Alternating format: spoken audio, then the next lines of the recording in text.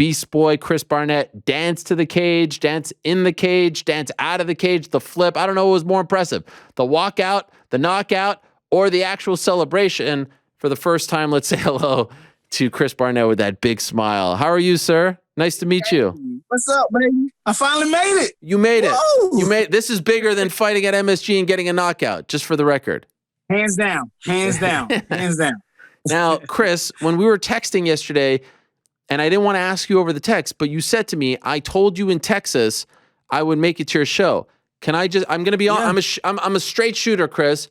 I don't know what you were talking about. Did you tell me in Texas? When? Yeah.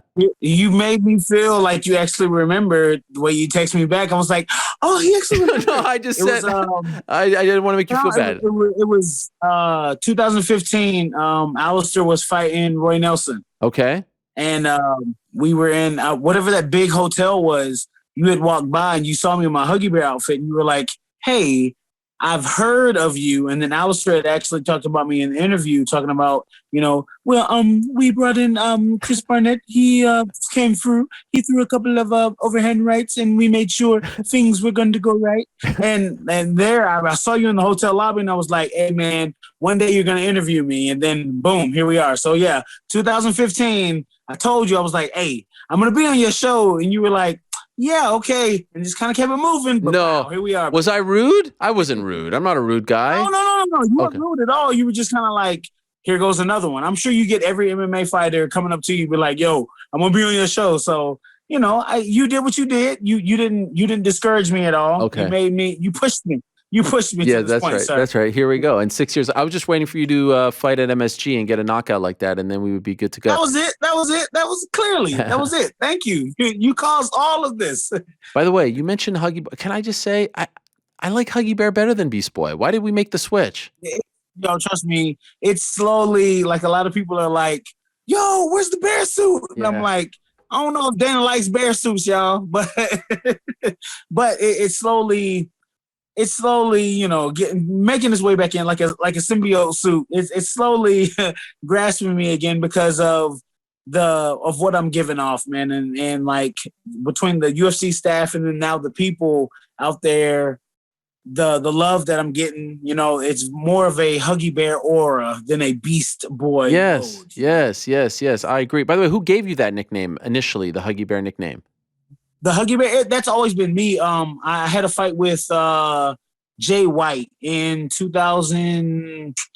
Shoot, I don't even remember. It was like my fourth fight or whatever, and I said it in an interview. Like I was like, "Hey, sometimes I go out there and I fight and I'm a mean guy, but I'm really just a teddy bear inside." And they were like, "Man, you ain't nothing but a huggable bear." And then that's pretty much where that name picked up. Wow. And then why'd you make the switch?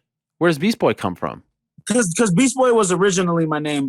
There's a company called Brawlin' Mall down in Florida, and they made these bad shirts, man. They said they just said Beast actually on it, but it was like Beast Brawl, and it was like that whole scary tantra. In my 20s, you want that that whole moniker with you, not the lovable aspect of it, So me trying to be a tough guy, I stuck with the whole Beast Boy thing, and now that I'm at this point, it's more like I get it. Like, yeah, I can switch. I can make that switch. What's cool about Beast Boy, initially, that name came from Teen Titans. Yes. There's a little green guy in there. Yeah, Beast Boy, so I can switch on and off. He can switch on and off. So there's no reason I can be Huggy Bear and then, switch to Beast Boy, But yeah, no, I have a feeling that name's definitely going to pop back up, There was Cuddly Bear. What was it, Josh Copeland? Mm-hmm. He was Cuddly Bear. So, I didn't want to, step on that name or whatever. But, he's not in there anymore. So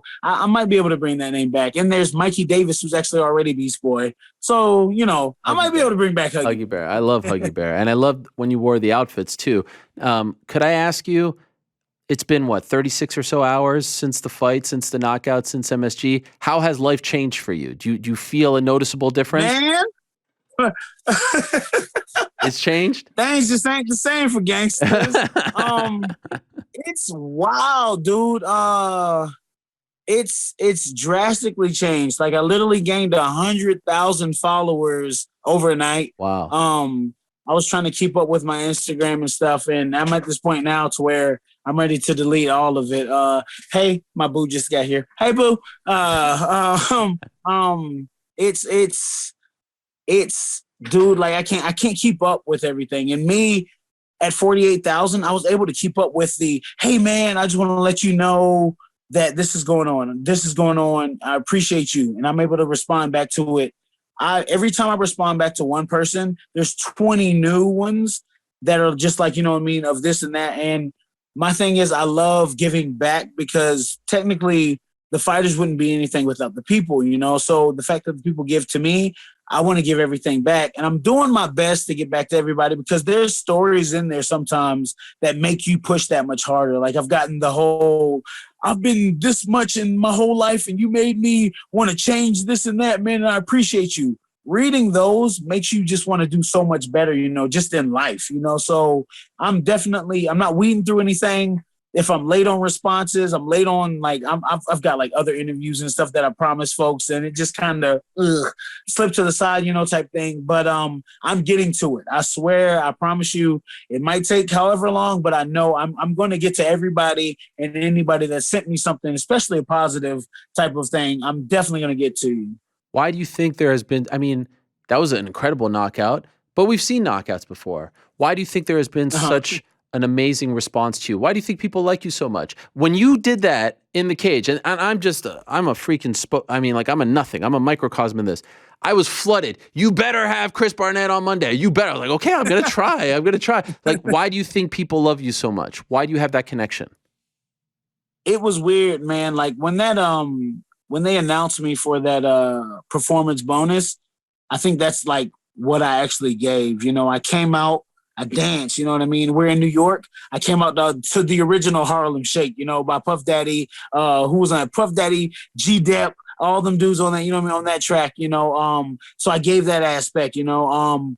And then it took a couple people to tell me, hey, Chris, that was your first UFC win, but you gave that moment to that guy. Wow. You know what I mean? That was amazing. You know what I mean? So I think that played a huge part in it of me just being who I am. Like, to me, Gain he's an awesome person, man. Like, and so for him to, yeah, we fought, you know what I mean? It happened, but I didn't want that to be the end of his story. You know, I wanted him to say what he needed to say, give out his actual emotions, his feelings, you know, to New York, you know what I mean? That was his home. So, I think it's more or less people can relate to just me being real. Like I'm a human, you know what I mean? I relate to other humans. I'm not no superstar. I'm nothing. Like at the end of the day, I'm nothing yet. You know, I like to put the yet on there, but where I relate to the people is that I am the people at the end of the day, dude. And I understand that these people pay hard-earned money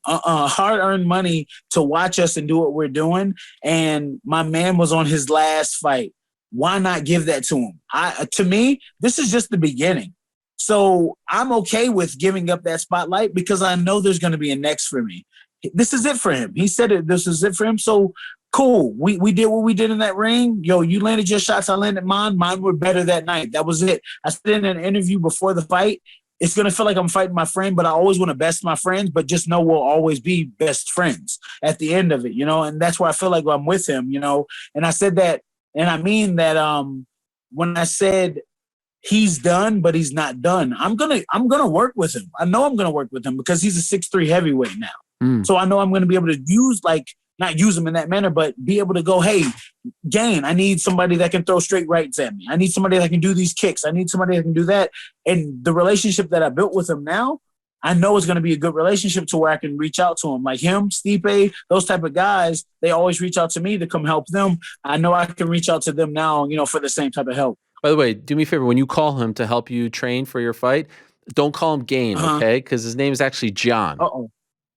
No, I call him Gain like laundry detergent because it smelled good when we were fighting. Really? Wow, that's a great compliment. That's a great compliment. What about the dancing? I have to admit, I see you dancing like that, and it's not because of your size. I want you to know this. It's anyone before a fight. It's like, man, they're gonna tire themselves out. Like you're really going. You're really letting loose. You don't get tired before you do all that moving stuff. I mean, that's intense stuff. No, look. I shouldn't say anything, but I'm gonna let you know. It's a cheat move.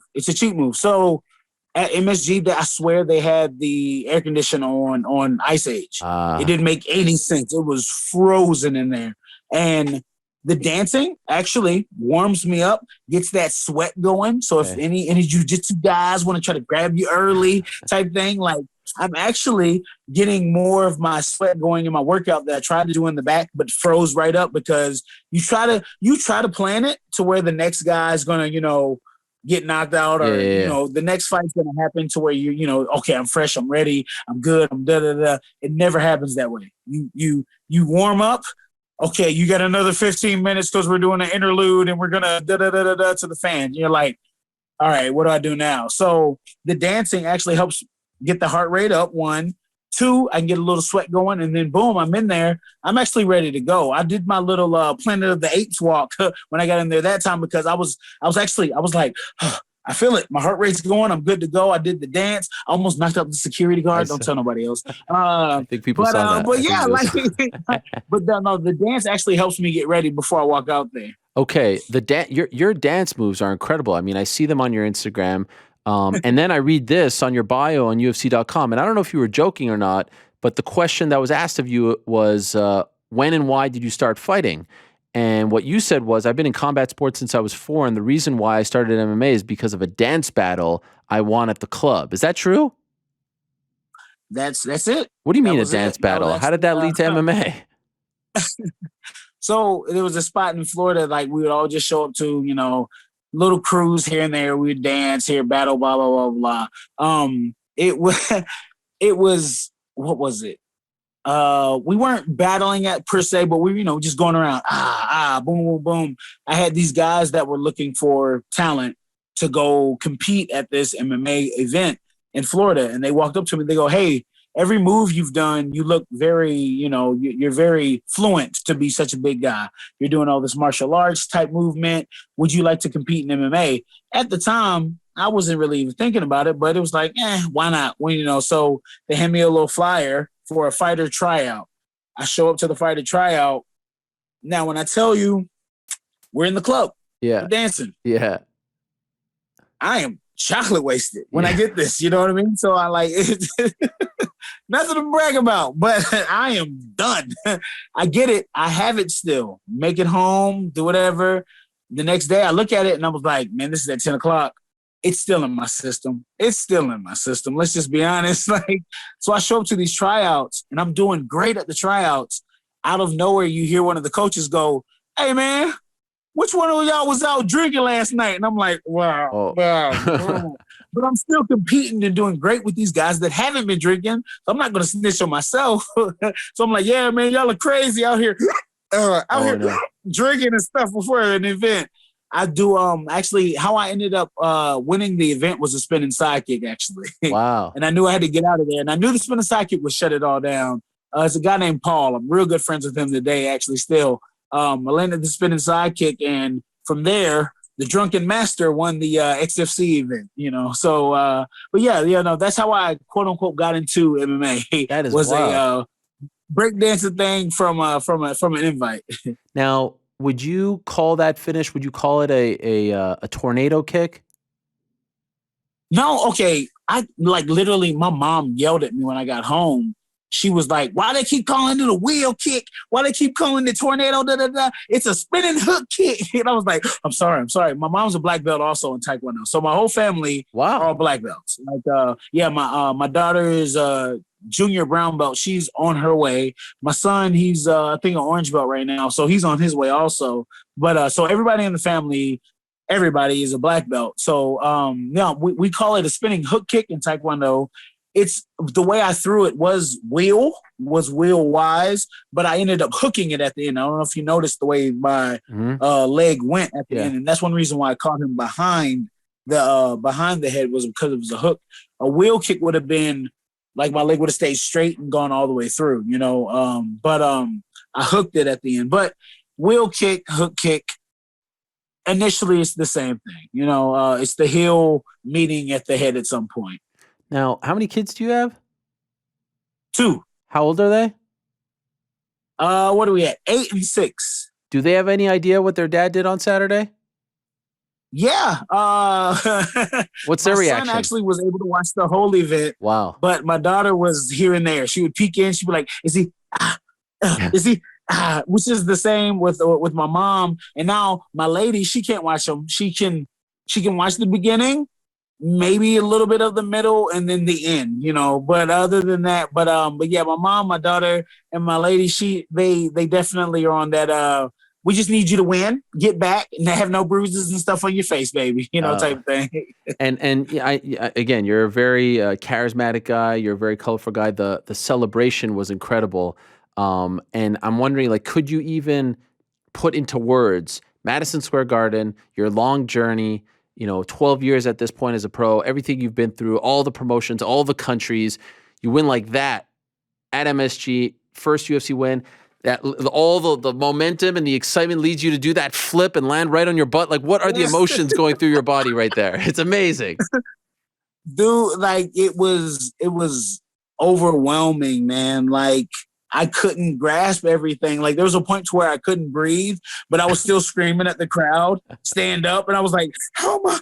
You gotta stand up, please, stand up." And I remember Joe walking into the ring, and I was out of breath, but I wanted John to stay. I wanted him to stay so bad because I wanted to give him that moment. These are still his people.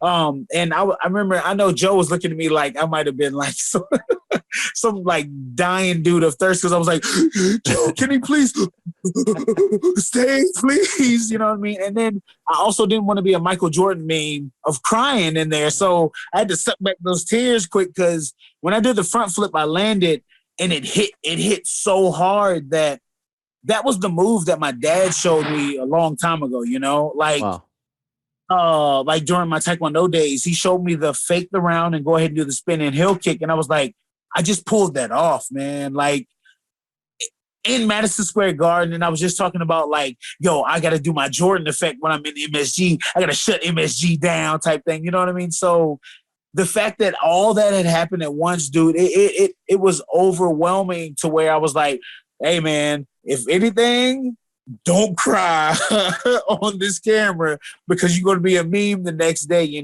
So, but yeah, man, like the feeling, dude, MSG, what the way I ended it, like I feel like I set the tone for that night, dude. Like because I was expecting to be the bad guy coming out because he's from New York. When I started dancing and the crowd went nuts, and I was like, they really like me. Oh my god, they like me. It helped me be like, I have to do something for these folks to set it off. That's one reason. I don't know if you noticed, I didn't throw too many punches. Like I knew I could set up kicks because he started kicking with me, and I was like, "You're not a kicker. Why are you kicking right now?" Type thing. So that second round, I had a good little chat with Scott Barrett, my coach, and he was like, "Hey, you need to go ahead and do you."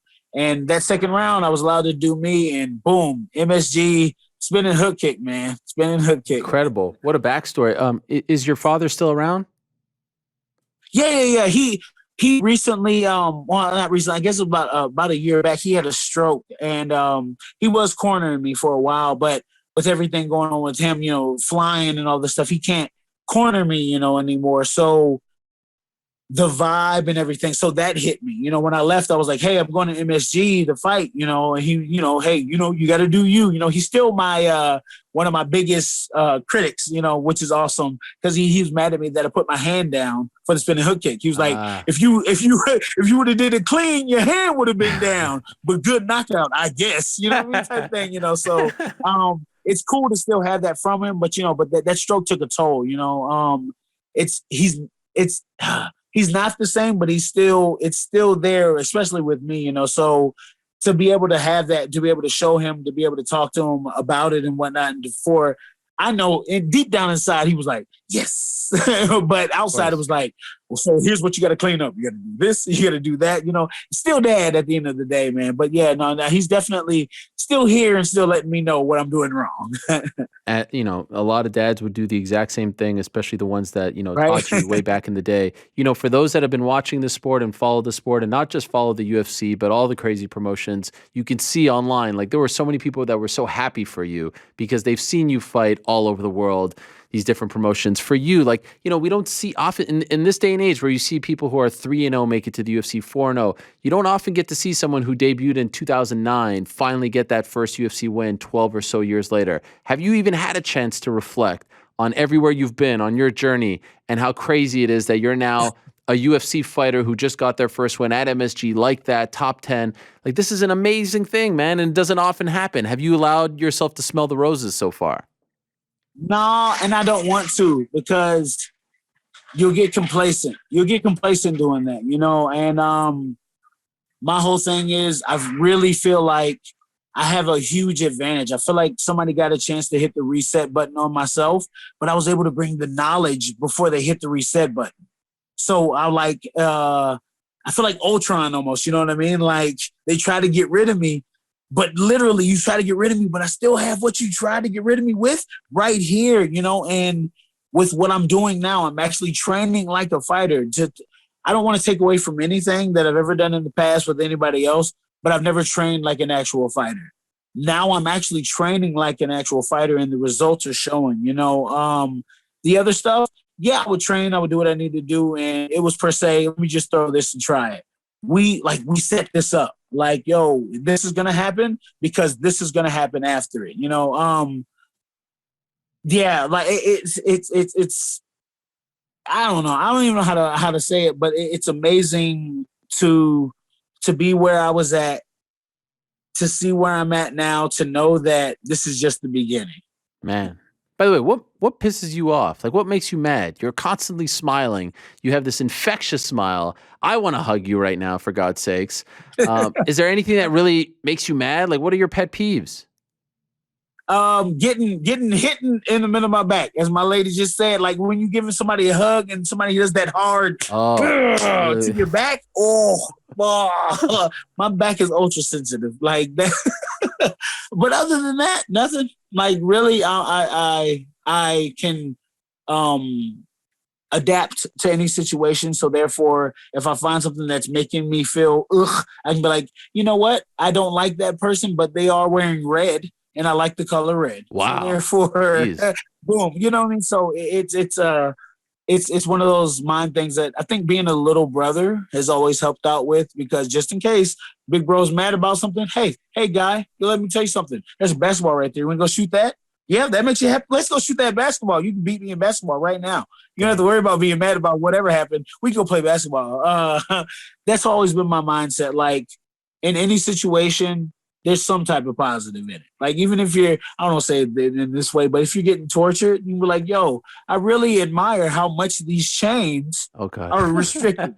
This is crazy. I think Key and Peele did a skit on that, of where, like, they were getting tortured in the whole little thing, and they were like, you know what, you're great. Look at you. You're doing good coming down here with that axe. I can't believe it, but like I was saying in that interview, like, life's too short to be grumpy all the time, dude. Like, just sit back, eat some Skittles, and smile, for real. Like, it's what's the point? Like, what's the point of being mad when you can, you can literally smile about the situation, like, or you're not even going to be mad about it in 5 minutes.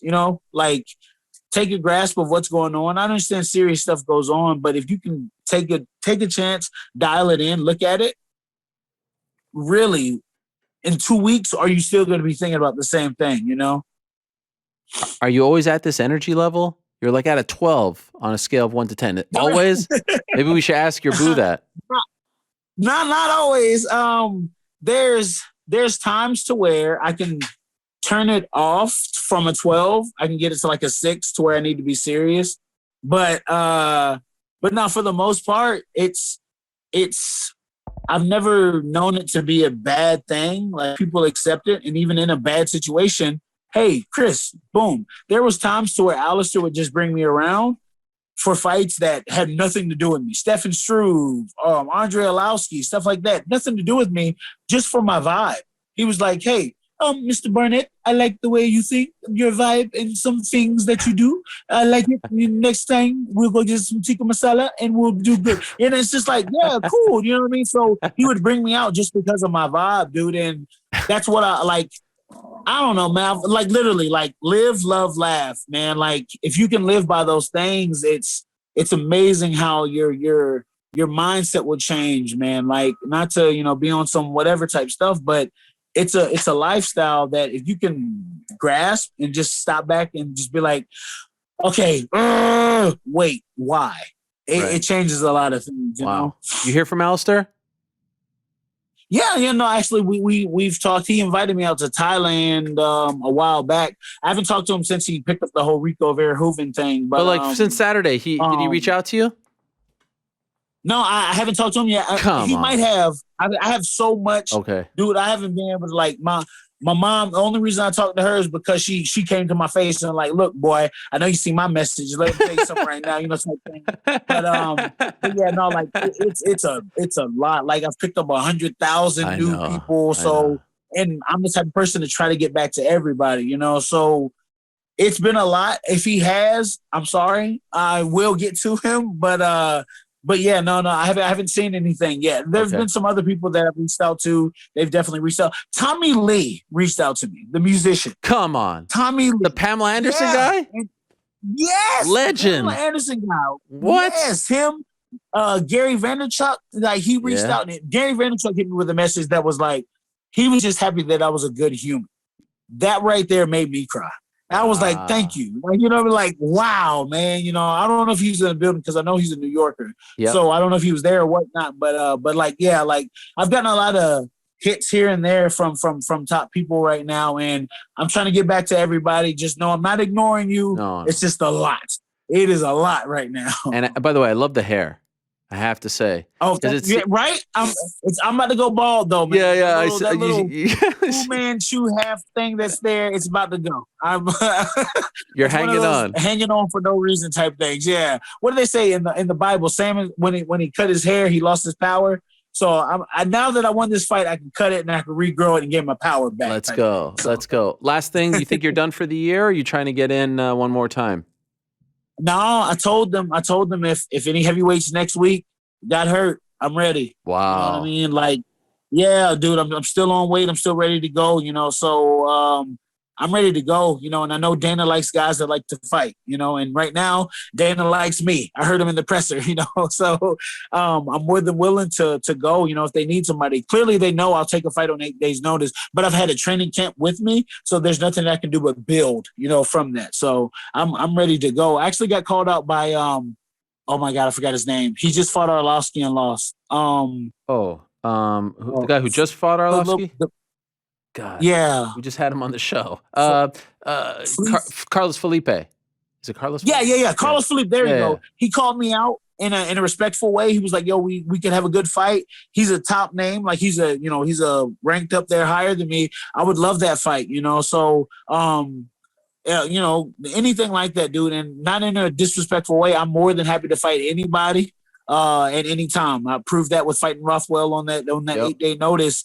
I'm a fighter's fighter, I'll get my game plan and do what I need to do. And the fact that I've been in a camp and doing what I need to do already, I'm more than willing to go in short notice now.